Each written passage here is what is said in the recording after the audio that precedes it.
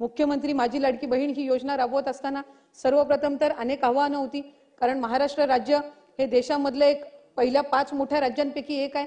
त्यामुळे त्याची संपूर्ण प्रक्रिया पारदर्शकपणे राबवत असताना गरजू महिलांपर्यंत आणि 2.5 लाखापेक्षा कमी उत्पन्न असणाऱ्या महिलांपर्यंत ही योजना आपण पोहोचवावी आणि 21 ते 65 या वयोगटातील महिलांपर्यंत आपण ही योजना प्रामाणिकरित्या पोहोचवावी या दृष्टिकोनातून जुलै महिन्यापासून त्याची प्रक्रिया सुरू केली।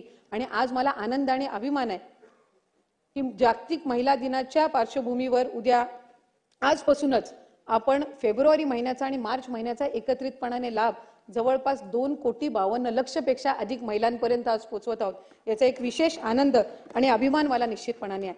सर्वात महत्त्वाकांक्षी योजना मुख्यमंत्री माझी लाडकी बहीण योजना ज्या वेळेला आपण राबवली त्यावेळेला खरं तर सरकारकडे पर्याय होता की वेगवेगळ्या विविध खात्यांच्या माध्यमातून ती राबवता आली असती, पण आज एक महिला मंत्री म्हणून किंवा तरुण मंत्री म्हणून महायुतीच्या सरकारमध्ये सन्माननीय मुख्यमंत्री देवेंद्रजी फडणवीस साहेब असतील, उपमुख्यमंत्री एकनाथजी शिंदे साहेब असतील, उपमुख्यमंत्री अजितदादा असतील, त्यावेळेला आपणही त्या ठिकाणी एक वरिष्ठ मंत्री म्हणून मला मार्गदर्शन करण्यासाठी होतात, इतरही मंत्रिमंडळातील सहकारी होते।